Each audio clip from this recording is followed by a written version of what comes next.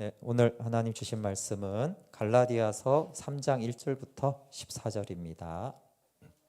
갈라디아서 3장 1절부터 14절 말씀입니다.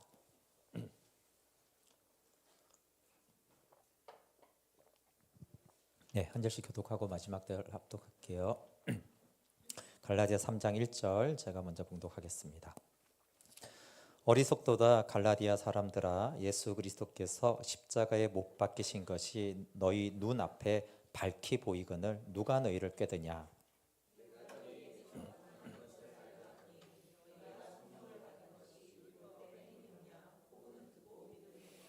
너희가 이같이 어리석으냐. 성령으로 시작하였다가 이제는 육체로 마치겠느냐.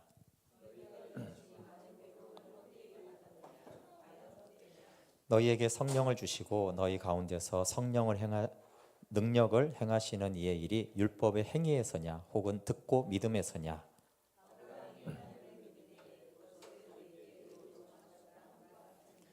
그런즉 믿음으로 말미암은 자들은 아브라함의 자손인 줄 알지어다.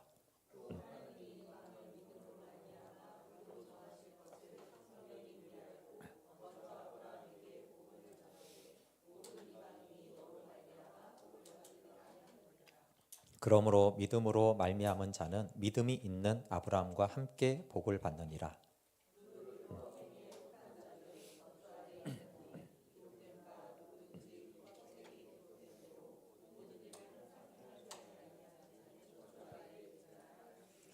또 하나님 앞에서 아무도 율법으로 말미암아 의롭게 되지 못할 것이 분명하니 이는 의인은 믿음으로 살리라 하였음이라.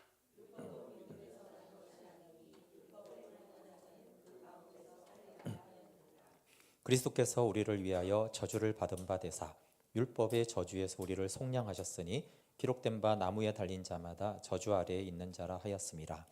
이는 그리스도 예수 안에서 아브라함의 복이 이방인에게 미치게 하고 또 우리로 하여금 믿음으로 말미암아 성령의 약속을 받게 하려 함이라. 아멘. 네, 오늘은 갈라디아서 6번째로 영적 성숙 오직 믿음이라는 제목으로 말씀 전하겠습니다. 네, 다른 복음은 뭔가에 자꾸 더하면은 하나님이 더 기뻐하신다라는 것이라고 했습니다. 결국 뭔가 노력을 더 많이 하면 하나님이 더 좋아한다라는 그런 노력은 하나님을 떠나게 할 뿐만 아니라 교회 안에 우월감을 만들어서 파벌의식을 만들고 자꾸 차별하는 태도를 가져오고 또 문화적인 것을 자꾸 도덕적인 거나 영적으로 보게 한다고 했습니다.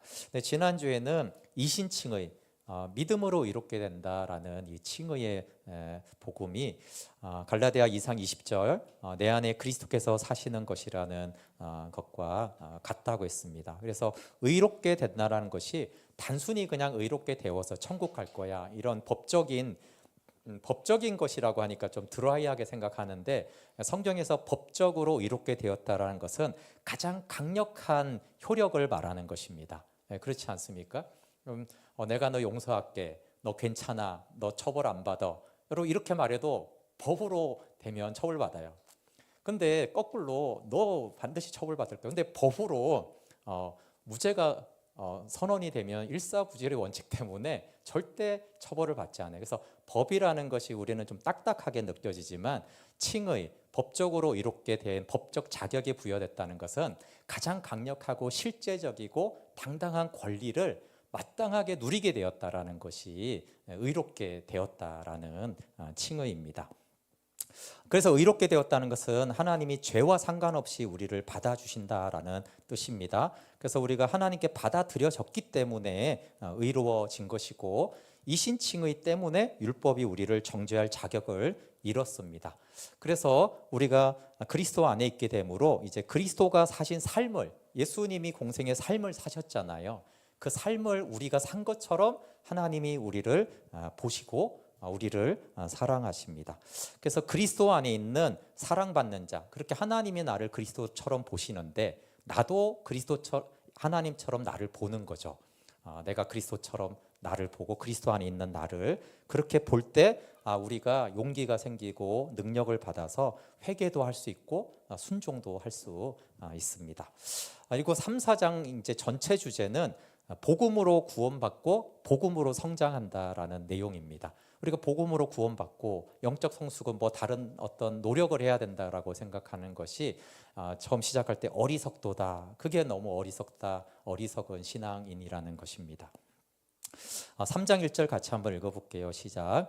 어리석도다 갈라디아 사람들아, 예수 그리스도께서 십자가에 못 박히신 것이 너희 눈앞에 밝히 보이거늘. 밝히라는 건 그림같이 보인다, 생생하게 보인다라는 거예요. 여러분, 십자가에 못 박히신 그리스도를 우리가 처음 믿을 때만 보는 게 아니라 계속해서 생생하게 밝히 보이지 않느냐, 이렇게 하는 거예요. 아니 근데 지금도 십자가에 못 박히신 그리스도가 보이고 있는데 도대체 누가 너희를 미혹하느냐, 이런 말씀이에요. 네, 그래서 그리스도인은 예수님에 대해 정보를 아는 것이 아니라 십자가에 달리신 그분을 본 사람이죠. 나의 죄를 위해 십자가에 달리신 예수님과 나와 함께 십자가에 달리신 예수님을 본 자가 그리스도인입니다. 복음은 삶의 지침 이전에 나를 위해 예수님이 십자가에서 이루어 주신 일에 대한 공포며 선포입니다. 그러니까 복음은 하나님이 나를 위해 이루어 주신 일에 대해서 선포해 주는 거예요.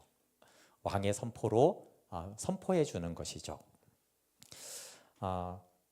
또 하나 이제 십자가 얘기를, 십자가가 계속 보이지 않느냐 이렇게 말하면서 또 그 다음에 이제 성령님에 대해서 말합니다. 십자가의 예수님에 이어서 그럼 성령님은 어떻게 받았느냐, 또 이렇게 가는 거죠. 2절 3절 같이 읽어볼게요. 시작. 내가 너희에게서 다만 이것을 알려 하노니 너희가 성령을 받은 것이 율법의 행위로냐 혹은 듣고 믿음으로냐. 너희가 이같이 어리석으냐. 성령으로 시작하였다가 이제는 육체로 마치겠느냐. 네, 믿음으로 시작했죠. 그래서 성령으로 시작했어요. 믿음으로 시작했다는 것은 성령으로 시작했다는 것인데 왜 시작은 잘해놓고는 왜 율법의 행위로 신앙의 성숙과 하나님을 기쁘시게 하려다가 육체로 인간의 노력으로 마치려 하느냐. 복음을 믿는다라는 것은 율법을 지켜 구원을 얻으려는, 또 성화되려는 그렇게 시도하는 것들을 그만둔다라는 뜻입니다. 십자가가 밝게 보이지 않느냐, 이것도 지금 믿지 않느냐, 믿음으로 보고 있지 않느냐 이 말이고, 그러니까 예수님도 성령님도 다 우리가 믿을 때 그 생명을 받았고 믿을 때 성령을 받았고 믿음으로 우리가 성령이 내 안에 계시고 예수님과 함께하는 삶이 시작됐지 않았느냐. 그럼 그렇게 시작했으면 계속 그렇게 가야지 되는 것인데 왜 중간에 왜 육체의 노력으로 율법의 행위로 왜 바꾸었느냐. 그게 어리석도다. 누가 도대체 너희를 속여서 미혹해서 그렇게 속아 넘어갔느냐, 이렇게 말하는 것입니다. 여기서 마치겠느냐, 육체로 마치겠느냐라는 완성이라는 뜻이 있어요. 인간은 다 그 자아를 완성하고 싶어 합니다. 두 가지로 대표적으로 그렇죠. 누군가한테 받아들여지고 싶어 합니다. 인간은. 그러면 뭔가 자아가 완성된 것 같고, 또 하나는 어떤 일을 성취하면은 도덕적으로, 직업적으로, 관계에서 성취를 이루면은 뭔가 내 자아가 완성된 것 같습니다. 그래서 인간들이 받아들여지고 성취하기 위해서 사실은 노력을 합니다. 그냥 육체는 노력을 하게 돼 있어요. 왜? 육체는 노력을 해서 자아를 뭔가 성취하고 완성시키려고 하기 때문입니다. 그런데 바울은 복음을 듣고 믿으면 이 율법의 행위와 육체로 내 자아를 완성하려는 노력을 버리게 된다라고 합니다. 믿음은 육체의 노력을 버리게 하는 것입니다. 그래서 이 믿음이 놀라운 혁명을 가져온 것은 모든 인간은 노력하며 살게 돼 있습니다. 덜하든 더하든 문제이지 노력해서 자기 자아를 실현하고 완성하려고 하는데 노력을 믿어서 삶을 완성하려고 한 거예요. 이것을 노력을 믿는 거죠. 내가 노력하면 이렇게 된다라는 노력에 대한 믿음이 있는 거예요. 네, 이거 너무 사실 많죠. 우리 자녀들한테도 노력을 믿어서 너 노력해야 돼, 노력해야 돼, 노력하면 너는 잘 될 거야. 그래서 우리는 세상은 노력에 대한 믿음이 있습니다. 노력한 만큼 된다. 이 믿음이 있습니다. 그런데 이제 바울은 노력을 믿던 우리가 복음을 믿게 되었다라는 거예요. 그래서 더 이상은 노력을 우리는 믿게 되지 않았다. 우리는 복음을 믿어 완성되는 삶이다. 복음을 믿으면 완성이 된다라는 거예요. 하나님이 완성시켜 주신다라는 것입니다.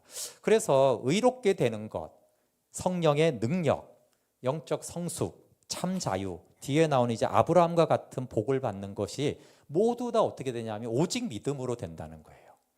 그러니까 뭐 거듭나면 이렇게 되고 아브라함처럼 그런 막 복의 근원이 되려면 노력해야 된다 그러지 않고 처음부터 끝까지 다 믿음으로 되는 것이다.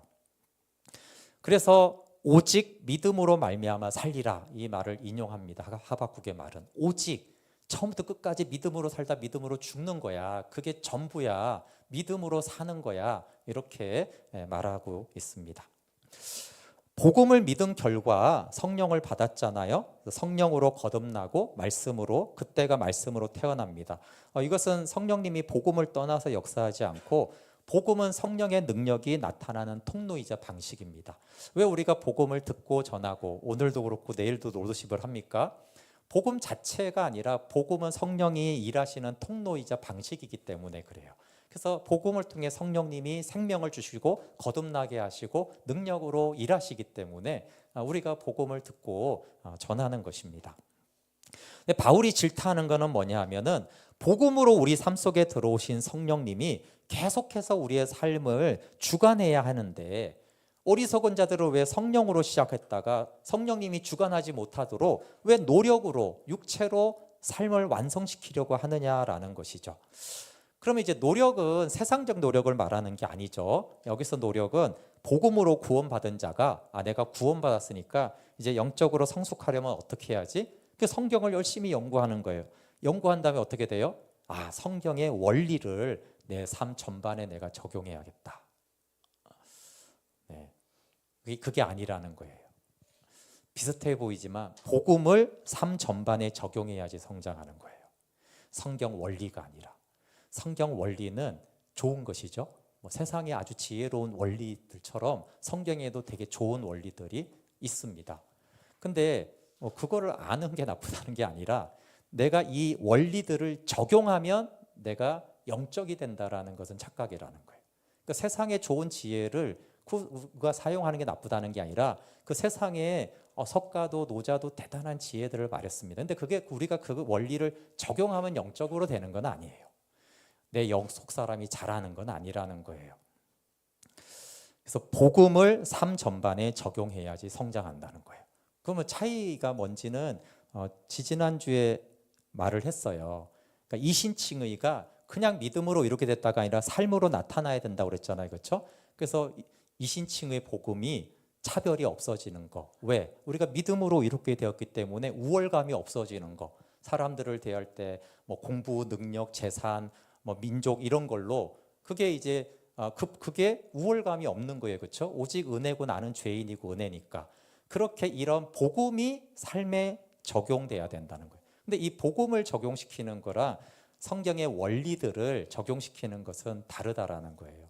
그래서 내가 은혜로 구원받은 자니까 내가 하나님의 은혜로 자녀된 자니까 내가 차별하지 않아야지. 정치적으로 내가 비난하지 않아야지. 우월감으로 저 가난한 나라 사람들을 내가 이렇게 하지 않아야지.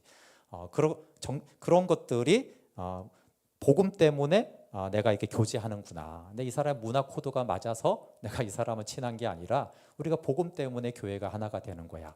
복음 때문에 나는 우리 교회들 이런 사람 저런 사람들 나는 축복해. 이런 것들. 그래서 복음을 적용해야 된다라는 거예요. 비슷한 것 같지만 굉장히 다른 것입니다. 성령님은 복음을 삶 속에 적용하여 실천하려고 할 때 역사한다라는 거예요. 그럼 성령님이 왜 들어왔냐 하면 복음으로 살도록.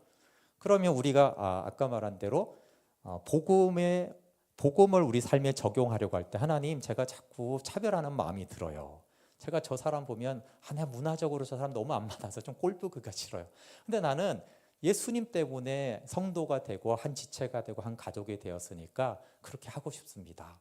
예수님 때문에 교제하고 예수님 때문에 만나고 예수님 때문에 사랑으로 관심을 가지고 싶습니다. 그럴 때 성령님이 도와준다는 거예요. 왜? 복음을 증거하고 복음을 나타내고 예수님을 나타내기를 기뻐하는 성령님이 그때 우리를 도와주셔서 그런 마음들을 사라지게 하고 지체로 바라볼 수 있도록 한다라는 거예요. 원칙이 아니라 잘 보면 바리새인들은 원칙, 율법의 계명이기도 하지만 안식일 하나 가지고 쭉 만든 건 뭐예요? 그 원리를 이제 만든 거잖아요. 그렇죠? 원리를 적용한 거란 말이에요. 그래서 성경을 가지고 원리를 적용한 것들이 유대인 바리새인들이고 그게 아니라 바울은 복음을 적용하는 것이다. 그러면 성령님이 그것을 기뻐하는 것이고, 원리를 자꾸 적용하려고 하다 보면 그것은 자꾸 육체로 마치게 된다라는 것입니다. 3장 5절 같이 한번 읽어볼게요. 시작. 너희에게 성령을 주시고 너희 가운데서 능력을 행하시는 이의 일이 율법의 행위에서냐 혹은 듣고 믿음에서냐. 보세요. 성령을 주실 뿐만 아니라 그 성령께서 능력을 행하는 거예요. 어떻게 성령이 역사하면서 능력까지, 때론 기적까지, 왜 은사와 열매까지 그렇게 능력으로 행하는 이유가 뭐라고 그래요? 듣고 믿음이라는 거예요. 믿을 때 성령이 그렇게 능력으로 역사하셔서 우리 가운데 있는 육신적인 것들을 제어하시고 복음이 드러나도록, 예수 그리스도가 나타나도록 그렇게 성령이 역사하신다. 물론 여기는 놀라운 능력과 기적까지 포함됩니다. 그래서 자신의 행위에 의지하지 않고 우리가 계속 의식적으로 복음을 의지하고 받아들이는 거예요. 그래서 복음을 내 삶에 자꾸 적용하고, 복음을 직장에서든지 뉴스를 볼 때든지 자꾸 복음으로 생각하려고 하고 복음의 관점으로 하려고 할 때 우리는 그렇게 할 힘이 없죠. 그렇게 안 되니까. 근데 그렇게 복음을 내 안에 계신 예수님의 눈으로 보고 영으로 생각하려고, 그걸 자꾸 하려고 할 때 성령의 능력으로 우리를 도우십니다. 그래서 많은 기도, 그러니까 복음을 믿지 않는 많은 기도보다는 믿음으로 성령이 역사한다는 거예요. 우리가 뭐 행위를 많이 하면 성령이 역사한다고 생각하기보다 우리가 복음을 믿을 때 성령님은 역사하시는구나. 네, 순종 못하고 우리가 그리스도를 닮지 못하는 이유는 우리는 의지력이 부족해서라고 생각할 때가 많아요. 자꾸 결단하라 그러고 나는 결단을 못하니까 안 되나 보다. 근데 의지력이 부족해서 우리가 순종을 못하는 것이 아니라는 거예요. 나는 더 열심히 하겠다라는 결심은 율법을 지키겠다라는 결심에 불과합니다. 모든 불순종의 뿌리는 행위를 통한 자신의 삶을 통제하려는 우리의 섭승에 있습니다. 그래서 우리는 자꾸 우리의 행위로 우리의 삶을 통제하려고 합니다. 그러니까 행위를 통제해야 되니까 결단과 의지력이 중요하고, 그래서 우리의 삶을 바꾸려고 합니다. 그런데 바울은 그렇게 영적으로 자라는 것이 아니라 처음 믿을 때 어떻게 했냐. 처음 믿을 때 믿고 회개하고 주님 그 은혜를 바라보지 않았느냐. 그걸 계속 하는 것이다. 그래야지 우리 안에 고질적인 에고의 습성들이 뿌리가 뽑힌다라는 것입니다. 즉 그리스도께서 이루신 구원의 일을 알까만들 밝히 보라는 거예요. 계속 십자가에서 이루어 주신 일을 밝히 보고, 반대로 내 노력을 믿어서, 아니면 또는 나를 믿어서 내 자아를 완성시키려는 노력을 버리는 것을 두쪽을 해야 됩니다. 주님이 이루어 주신 일은 믿고 내 노력으로 완성하려는 것들은 버려야 됩니다. 그래서 행위 대신에 자꾸 주 달리신 십자가로 번번이 돌아가야 합니다.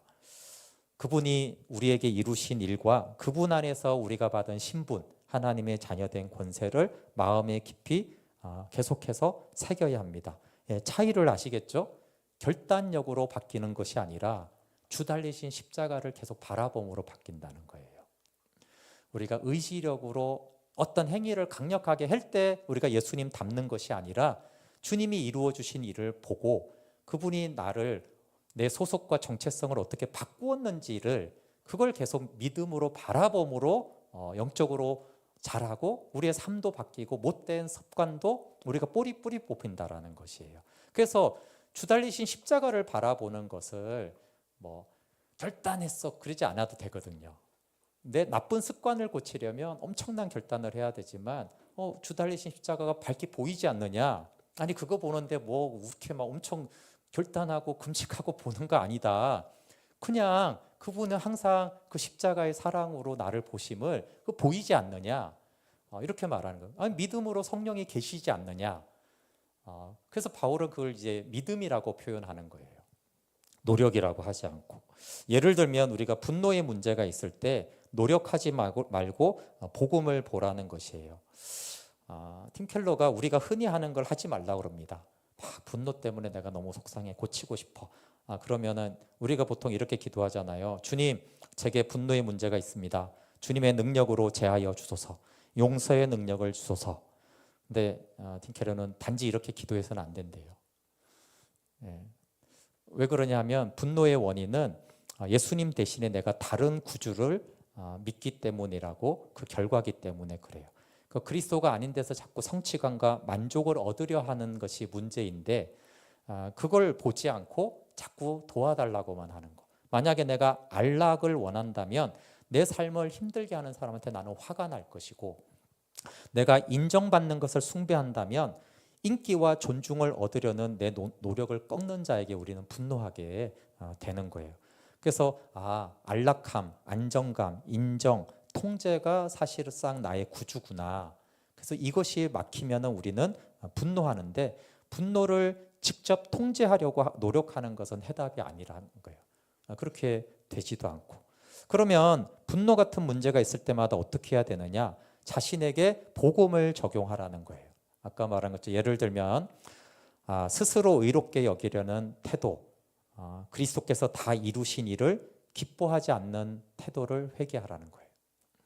그러니까 오히려 분노를 가지고 분노를 보고 이걸 안아야지 해결하고 하지 말고, 그리스도의 십자가를 바라보고 왜 주님이 나를 사랑해 주셨고 나에게 다 이루어 주셨고 나의 안정감이 되시고 내 삶을 돌보아 주시는데, 그 십자가를 바라보고 하나님, 제가 주님을 나의 주로 보지 않고 자꾸 이것들을 내가 구주로 내 삶의 행복의 근원으로 여겼습니다 라고 십자가를 바라볼 때, 그것이 이제 분노의 뿌리를 다루는 것이고, 우리의 심령이 십자가에 못 박이신 그리스도를 바라보면서 주님, 내가 십자가에 달리신 주님을 나의 주인으로가 아니라 내가 이것을 섬겼습니다라고 할 때, 아까 말한 대로 성령님이 우리 안에 역사하셔서 우리 마음의 주인을 바꿔준다라는 거예요. 우리가 분노를 다루면 그 분노의 원인이 되는 어떤 안정감이나 안락함이나 성취를 우리는 그걸 스스로 포기를 못한다는 거죠. 근데 주 달리신 십자가를 바라보면서 하나님, 저는 복음을 적용하고 싶습니다 하면은 성령님이 오셔서 내가 주인 삼았던 것들을 찬양도 이제 내려놓게 하시고 예수님을 주인으로 섬기게 하면은, 그러면 이제 분노의 뿌리가 시들시들해져 간다라는 것입니다. 그래서 십자가 바라보기, 그리스도 안에 있는 내가 하나님의 자녀이고 그리스도 안에 있는 것, 또는 포도나무의 가지, 성경에 많은 우리의 신분과 십자가에서 이루어 주신 그 은혜를 바라보는 것이 우리가 영적으로 자라고 예수님을 닮아가는 길이라는 것입니다. 그런데 이 거짓 선지자들은 계속 딴말로 미혹하는 게 아니라 성경, 구약 성경을 가지고 계속 자꾸 이제 미혹을 하는 거잖아요. 그래서 이들은 계속 아니다, 성숙하려면 율법을 지켜야 된다, 하나님이 기쁘게 받아들여지려면 구약 성경을 가지고 구약을 지키라는데 뭐가 틀렸냐 이렇게 하니까 이게 사실 만만치 않은 문제예요. 바울이 이렇게 말하면 또 아니, 내가 구약 성경을 지키라는 건데 그게 왜 틀린 거냐, 이렇게 되면 우리가 다시 또 막 헷갈리고 그렇게 되잖아요. 그래서 바울이 유대인들의 조상인, 아무도 부인하지 못한 아브라함의 자손이다, 이런 자부심 있는 유대인들에게 아브라함의 믿음과 의를 말하는 거예요. 3장 6절로 가보죠. 그러니까 구약이 그런 얘기가 아니다라는 걸 말하기 위해서 아브라함을 본을 드는 거죠. 3장 6절 같이 읽어볼게요. 시작. 아브라함이 하나님을 믿음에 그것을 그에게 의로 정하셨다함과 같으니라. 네, 아브라함이 하나님을 믿어서 그가 의가 되었다, 이렇게 말하잖아요. 그리고 아브라함이 창세기에 많은 게 나오는데, 아브라함이 어떤 사람인지라고 말할 때 바울은 9절에서 아브라함을 이렇게 말해요. 같이 읽어볼게요. 시작. 그러므로 믿음으로 말미암는 자는 믿음이 있는 아브라함과 함께 복을 받느니라. 네, 아브라함을 뭐라고 정의해요? 아브라함은 믿음이 있는 사람이다. 아브라함은 행위를 한 사람이 아니다. 이삭을 드린 행위를 잘한 사람이 아니라 그건 다 믿음이다. 아브라함은 한마디로 믿음이 있는 사람이에요. 그래서 복을 받았잖아요. 그러니까 똑같이 믿음으로 말미암는 사람들은 믿음이 있는 아브라함처럼 믿음으로 복을 받는 거다. 아브라함은 믿음으로 복을 받았다라는 거예요. 그래서 아브라함의 복, 의인됨, 부르심, 성취, 열방을 복되게 하는 이 모든 복을 받는 방법은 믿음이라는 거예요. 계속 말하자면 믿음은 노력의 반대입니다. 자력 구원, 결단과 노력의 반대가 믿음입니다. 믿음을 의로 정하셨다. 하나님은 아브라함을 의롭게 살고 있는 것처럼 대하셨다라는 거예요. 그래서 이게 의로 여겼다라는 것이 법적이기 때문에 약한 게 아니라 아브라함을 너는 의롭게 살고 있다 이렇게 보신다라는 뜻이에요. 믿었기 때문에 너는 의롭게 살고 있다라고 하는 거예요. 의롭게 살아서 의롭게 사는 게 아니라 네가 믿었기 때문에 너는 의인이고 의롭게 살아왔고 의롭게 살고 있다라고 보셨다라는 것이에요. 그래서 이 믿음이 순종의 행위라는 거예요. 믿고 순종을 따로 한 게 아니라 믿음이 순종의 행위고 믿음이 의가 되어서 하나님의 은총을 받아 복을 받았다라는 것이에요. 그래서 믿는 것이 하나님의 일입니다. 뭐 우리는 이걸 잘 아는데 하나님의 의가 우리에게 전가된 것이죠. 전가된 것입니다. 그래서 의로 여겨졌다, 전가받았다 이것을 법적 지위가 부여됐다 이렇게 말하는데 사실은 마음과 행동이 여전히 불의한데도 정말 의로워져서 정죄당하지 않는 사람처럼 대한다라는 것이 법적 지위입니다. 다시 말하지만 메마르고 형식적인 게 아니라 가장 강력하고 실제적이고 효력이 있는 것이 법적 지위로 의롭다라는 판결인 것입니다. 당당하게 법적 권리를 마음껏 누리는 지위를 말합니다. 그래서 법으로 자유인이요 그러면 그 사람은 모든 자유를 누릴 수 있습니다. 법으로 저 나라에 갈 수 있어 그러면 실제로 갈 수 있는 효력과 능력인 것이에요. 근데 법으로는 안 되는데 다른 모든 인정으로 되는 거는 오히려 그거는 실제와 효력이 없는 것입니다.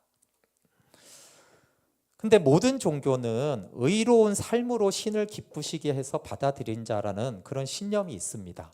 그런데 복음은 부족한 죄인의 상태로도 하나님의 사랑과 수용을 받는 게 가능하다라고 말합니다. 그래서 마틴 루터는 그리스도인은 의인인 동시에 죄인이라고 했죠. 여기서 강조하고 싶은 것은 의인이에요. 죄인인 건 그냥 우리가 다 언제나 죄인이었으니까. 근데 우리는 죄인이지만 의인이다. 죄인이면서 의인이다. 죄인이지만 여전히 나는 의인이고 의롭게 살고 있는 것으로 하나님은 보신다. 로마서 4장 5절에 경건하지 아니한 자를 의롭다 하신다라고 했어요. 분명히 경건하지 않아요. 그런데 하나님이 의롭다 한 자가 복이 있다고 하셨어요. 아직 죄인이었을 때 칭의, 의로움을 받은 것이죠. 그래서 아브라함의 믿음은 두 가지인데 당연히 처음에는 우리가 아는 대로 복음의 약속을 믿었어요. 근데 믿음 있는 사람이라고 했을 때 복음의 약속만 믿은 것이 아니라 구원의 믿음은 우리의 행위가 아니라 하나님의 공급과 일하심을 믿는 것입니다. 그래서 아브라함은 약속과 함께 하나님이 행하실 일을 믿었어요. 이게 아브라함이 믿음이 있는 사람이라는 거죠. 그러면 거듭날 때만 믿음으로 한 게 아니라 그의 삶과 부르심의 성취와 복의 근원이 되는 이것이 어떻게 이루어졌냐 하면은 내가 노력해서가 아니라 아브라함은 하나님이 그 일을 이루실 것을 믿었어요. 나를 통해서 하나님이 일하실 거다. 나를 통해 하나님이 그 약속을 이루실 것이다라는 것을 믿었어요. 우리가 잘 알듯이 약속된 상속자와 별같이 많은 자손에 대한 약속을 믿었어요. 그렇죠? 근데 이 약속된 상속자가 아브라함에게 전혀 달려있지 않잖아요. 이게 아브라함이 노력해서 될 일이 아니잖아요. 이거는 전적으로 하나님께 달려 있었습니다.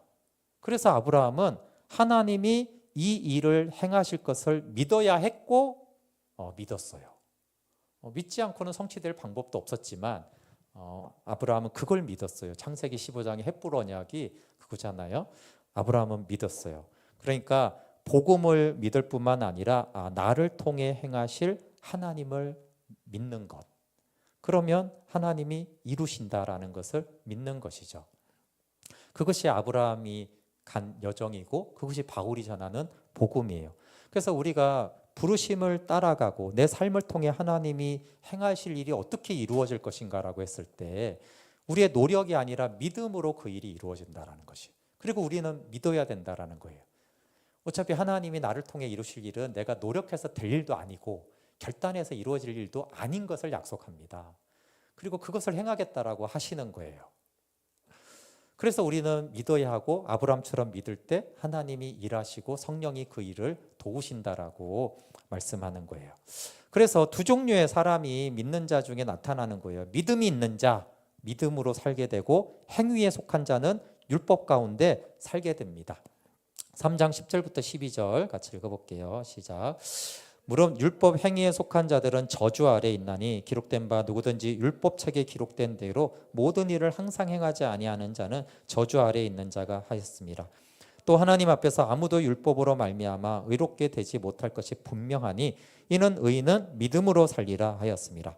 율법은 믿음에서 난 것이 아니니 율법을 행하는 자는 그 가운데서 살리라 하였느니라. 네, 무엇으로 산다는 것은 행복과 만족을 거기에 의존한다라는 거예요. 그래서 믿음으로 산다는 것은 내 행복과 만족이 믿음에 의해서 온다라고 믿는 것이고, 율법으로 산다는 것은 내 행복과 만족, 복, 하나님의 뜻을 이루는 이것이 율법에 의해서 의존한다라는 뜻이거든요. 그래서 나는 무엇으로 사는가는 삶의 기반을 묻는 질문이고, 그것을 잃으면 삶의 의미가 없어지는 것입니다. 여기 하박국의 2장 4절에 의인은 믿음으로 살리라.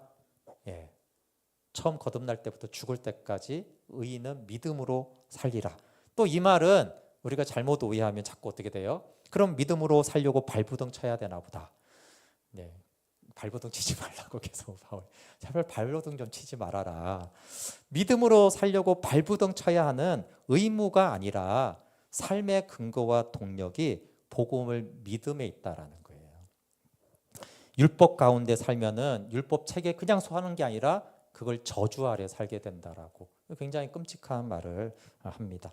그러니까 율법으로 살면 저주 아래 사는데 두 가지 저주가 있죠. 객관적 저주는 율법을 다 지킬 수 없으니까 불가능하다라는 막막한 객관적 저주와 함께, 주관적인 저주는 자력 구원이 불가능하기 때문에 심리적으로 계속 불안하고 초조해 하게 된다는 것입니다. 불안하고 초조하면 다른 사람의 비판에 과민하고 시기하게 되고, 불안하고 때로는 남들하고 뭐 계속 자랑하고 우월감을 느끼고 판단하게 됩니다. 하나님이 이 문제를 위해서 저주를 받았다. 예수님이 이렇게 말해요. 율법으로 살면 저주 아래 있게 되는데 이 저주로 사는 문제가 십자가에서 해결됐다라고 하는 것이 3장 13절입니다. 같이 읽어볼게요. 시작. 그리스도께서 우리를 위하여 저주를 받은 바 되사 율법의 저주에서 우리를 속량하셨으니 기록된 바 나무에 달린 자마다 저주 아래 있는 자라 하였습니다. 아멘. 인간은 율법의 저주를 받을 수밖에 없어요. 아까 말한 대로 인간은 그냥 노력을 할 수밖에 없거든요. 노력 안 하고 어떻게 살아요? 그 자아를 실현하고 인정받고 성취하고 그 노력할 수밖에 없고, 근데 그 노력을 하다 보면은 율법의 저주 아래에 매이게 되는, 그게 모든 인생들이 당하는 일이죠.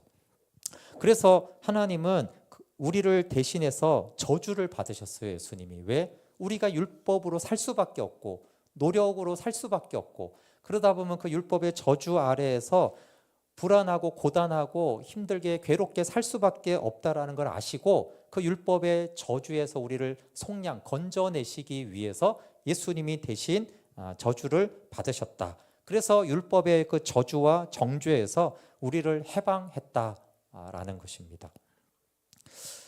루터는 신적 교환을 표현할 때 즐거운 교환이라는 표현을 썼습니다. 그래서 우리를 대신하여 저주를 받았다라는 것은 내가 받을 몫의 저주를 예수님이 받았다는 것입니다. 그럼 내가 받을 몫을 예수님이 받으면 어떻게 돼요? 예수님이 가진 복을 내가 대신 받습니다. 이게 신적 교환인데, 십자가에서 믿을 때 신적 교환이 일어나는 것이죠. 그래서 나의 죄와 저주는 예수님에게 전가되고 예수님의 의와 복과 성령은 나에게 전가가 되었습니다. 근데 이 신적 교환을 루터가 말할 때 종종 즐거운 교환이다 이렇게 썼어요. 그러니까 어쩔 수 없이 저 죄인 것들을 살려야 되니까 교환하자. 네 죄를 달라. 내 의를 주겠다. 이렇게 귀찮게 한 게 아니라 즐거운 교환이다. 하나님은, 근데 이게 놀랍지 않습니까, 여러분? 예수님이 우리의 죄와 저주를 가져가서 십자가에서 저주받아 아버지께 버림받아 죽임당해야 되는데, 근데 이 교환을 예수님이 즐거워했다라고 루터는 말하는 거예요. 그게 하나님의 기쁨이었다, 즐거움이었다. 왜요? 예수님이 담당하는 쪽이 아니라 내 의를 너에게 주고 내 복을 너에게 주고 내 생명을 너에게 주고 나와 함께한 성령을 너에게 주는 것을 기쁘다. 그쪽에 이제 예수님의 방점을 두시고 기꺼이 이 신적 교환을 즐거움으로 교환하셨다라는 것입니다.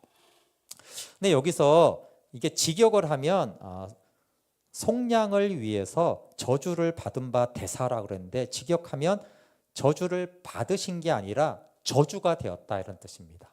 저주 자체가 되었다 이런 뜻이에요. 고린도후서 5장 21절도 비슷한 표현이 있어요. 제가 복음학교 할 때 이걸 엄청 반복해서 설명을 하는데, 하나님이 죄를 알지도 못하신 이를 우리를 대신하여 죄로 삼으신 것은 우리로 하여금 그 안에서 하나님의 의가 되게 하려 하심이라. 이 말씀도 똑같은데, 여기도 죄를 가지신 게 아니라 예수님 자체가 죄가 되었다 이렇게 말해요. 그러니까 저주를 받았다 이렇게 말하지 않고 저주 자체가 되었다 이렇게 말을 해요. 다르죠? 그렇죠? 나는 저주받을 일이 없는데 어떻게 하다가 저주를 받은 거하고 내 자체가 저주가 돼버린 거하고 다르잖아요. 그러니까 예수님이 죄를 이렇게 손에 잠깐 너희 죄를 내가 들고 있을게 이렇게 한 게 아니라 예수님 자체가 죄가 되셨다라는 거예요. 왜 이렇게 예수님은 저주와 죄가 됐을까요? 굳이 왜 그랬을까요? 우리 때문에 그런 건데, 신적 교환으로 십자가로 우리의 어떤 걸 변화시켜 주시고 바꾸고 싶은지 때문에 그래요. 예수님 만약에 저주를 이렇게 좀 가졌다가 죄를 처리했다면 우리도 예수님의 의를 내가 이렇게 가지게 되었나 이럴 수 있어요. 그러면 손실될 수도 있잖아요. 혹시 아니야 절대 놓치지 않을 거야. 그래도 모르잖아요.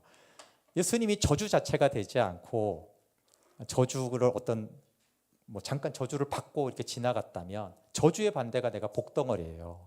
하나님의 복이 된 거죠. 근데 내가 복이지만 이 복이 그냥 왔다 갈 수도 있잖아요. 그래서 예수님은 저주 자체가 되시고, 그 말은 나는 복 자체가 된 거예요. 내 존재가, 내 신분과 존재와 본질 자체가 복이 돼버린 거예요. 예수님이 죄 자체가 되심으로 내 존재와 본질과 특성과 모든 것 자체가 그냥 의인이 돼버린 거예요. 그러면 의 자체가 돼버린 거는 어떻게 의를 잊어버릴 수가 없는 거예요. 그렇죠? 내가 방심해도 나는 의고 딴짓해도 나는 의고 그냥 내 존재가 의가 돼버린 거예요. 그래서 예수님은 죄가 된 거예요. 그리고 아예 저주 자체가 돼버린 거죠.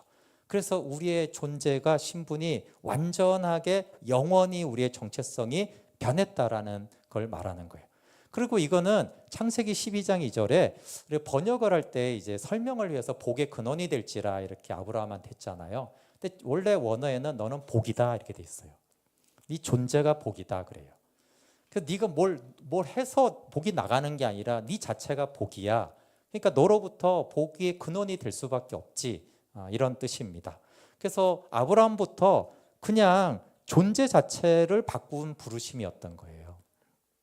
복을 받는 존재가 아니라 그냥 네가 복이다, 네 자체가 복이다. 그러면 그냥 복은 그 안에 당연히 이제 나도 누리고 흘러가게 돼 있는 것입니다. 그래서 우리의 정체성을 영원히 복과 의인이 되게 했다라는 뜻입니다. 행위로, 노력으로 복을 받는 게 아니라는 거예요. 너 자체가 복이 됐는데, 아니 복이 노력해도 복을 받고 노력을 안 해도 복을 받고 그냥 존재가 복이라는 거예요. 근데 우리는 하나님 복 받기 위해서 뭘 해야 돼, 하나님 복 받으려면 이런 식으로 해야 되는 거야, 결단해야 돼, 그래야 복을 받아. 그렇지 않다는 거예요. 우리 자체가 복이고, 에베소의 말은 하늘에 속한 모든 영적인 복을 통째로 이미 다 줬다, 그런 복이다. 로마서 8장에도 아니 아들을 아끼지 않고 내어주시니 그 어찌 다른 것들을 아끼겠느냐, 주시지 않겠느냐, 그런 복이다. 그렇죠? 아버지께서 성령을 주시지 않겠느냐, 좋은 것을 주시. 그게 이제 계속 너 존재가 복이라는 말이거든요. 네가 존재가 복인데 너한테 뭘 하나님이 아끼겠느냐. 자꾸 복 받으려고 노력하지 말고 복이 된 걸 믿어라. 복을 삼을 걸 믿어라. 너를 통해 복을 흘려보낼 걸 믿으라는 거예요. 그래서 아브라함 그걸 믿은 거예요. 내가 복이니까. 창세기 보면 알지만 너무 연약하잖아요. 넘어지고. 그래도 계속 믿는 거예요. 왜? 내가 복이니까 그 복을 하나님이 이루실 거다. 아브라함이 복을 받는 성도의 정체성도 새로운 피조물로 존재적인 변화입니다. 그래서 이 저주가 되사, 죄가 되사, 이게 어떤 상태로의 본질적 변화로 진입했다라는 뜻이거든요. 그래서 신학자들은 요 되다 동사 하나에 엄청 주목을 합니다. 되심 때문에 우리가 의인이 되었다라는 거예요. 죄가 되셨다. 이 되셨다가 본질이 바뀌었다라는 뜻이기 때문에 너무 중요해요. 왜요? 그러니까 우리의 본질이 의인이 된 것이 본질적인 변화라는 거예요. 10년 동안 의인 됐다가 이룰 수 있는 이런 변화가 아니라 영원히 본질적인 변화가 있었다. 근데 여기 우리가 의롭게 된 것도 십자가에서 보면 이 신적 교환이 얼마나 놀라운지 모릅니다. 그리고 예수님이 십자가에서 죄가 되셨잖아요. 어떻게 죄가 되셨죠? 죄를 지어서 죄가 되었나요? 아니잖아요. 그렇죠? 예수님은 죄를 안 지었는데도 놀랍게 죄 자체가 됐습니다. 여기서 우리가 뭘 알 수 있어요? 우리가 의를 행하지 않아도 의가 될 수 있는 거예요. 그렇죠? 예수님이 죄를 짓지 않았는데 죄가 되셨잖아요. 예수님은 완전한데 저주가 됐잖아요. 그게 뭘 말합니까? 우리는 의를 행하지 않고 우리의 삶을 완벽하게 하지 않고도 우리는 의가 되는 거예요. 우리가 복받을 어떤 짓을 하지 않았는데 우리는 복이 되는 거예요.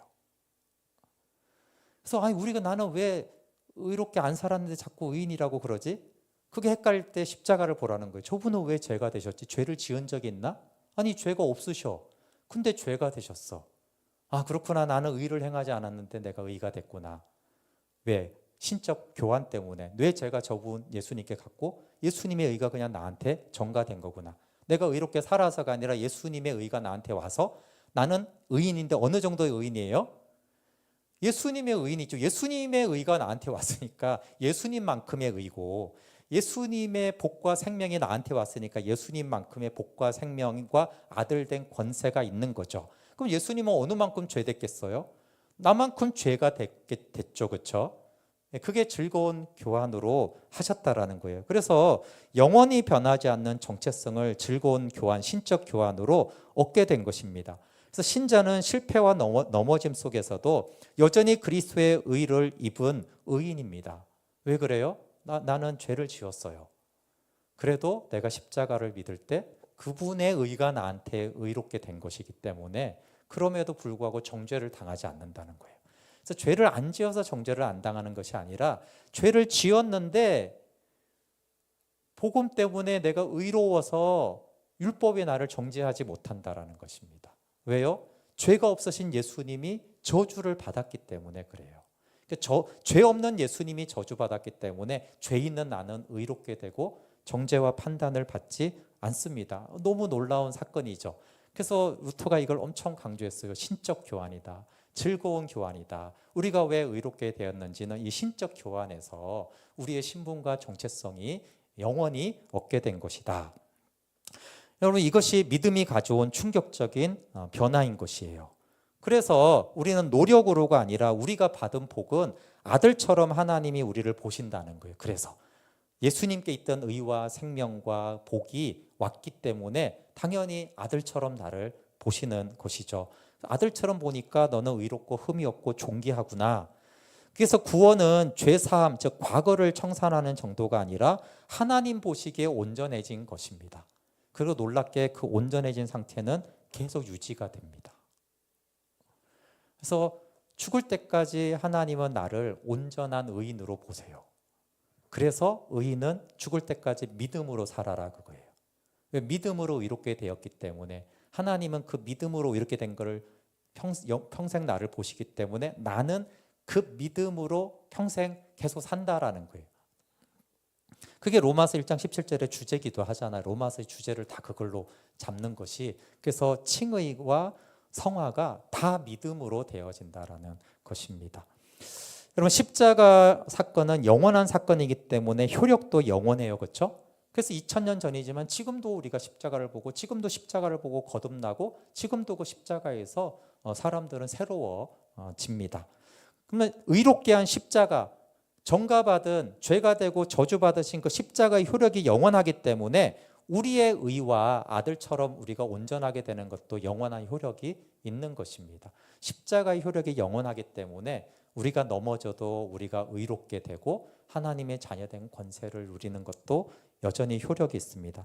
그래서 거듭날 때 의롭고 존귀한 하나님의 자녀가 되었으면 그 후에 육체적인 노력으로 은혜를 갚으려고 하는 것이 아니다. 십자가에 못 박히신 그리스도를 계속 밝히 보고 처음 본 그 십자가의 사랑, 십자가의 구속, 내가 죽은 십자가를 계속 보고 또 보고 신뢰함으로 우리는 영적으로 자라갑니다. 그래서 우리는 평생 동안 복음을 벗어나지 않습니다. 원래는 그럴 수도 없고 그럴 필요도 없습니다. 그럴 수도 없다는 건 무슨 뜻이에요? 복음을 내가 의인이 되었는데 존재적으로 변하는 내가 의인이 아니라고 해서 의인이 아닌 것도 아니라는 거예요. 그러니까 그럴 필요도 없고 그럴 수도 없습니다. 그래서 계속 바울은 복음을 믿어라. 갈라디아 친히 복음을 전했던 그 성도들이 다시 율법과 노력으로 가서 마치 하나님의 의가 내가 어떤 소유한 것처럼 해서 이걸 유지하기 위해서 내가 계속 노력하고 결단해서 이 의와 어떤 복이 유지되고 또 복이 오고 더 간다라고 그걸 너무 어리석고 그건 미혹된 것이고 계속 믿음으로 아브라함처럼 그렇게 하나님이 행하실 것을 믿고 하나님이 주신 은혜를 계속 믿고 받아들이고 그거를 누려라. 그리고 하나님이 행하실 일들을 믿으면 성령이 계속해서 거듭날 때 온 그 성령이 우리를 도우신다라고 영적 성숙은 오직 복음을 믿는 것이다라고 했습니다. 우리 함께 찬양하고 기도할게요.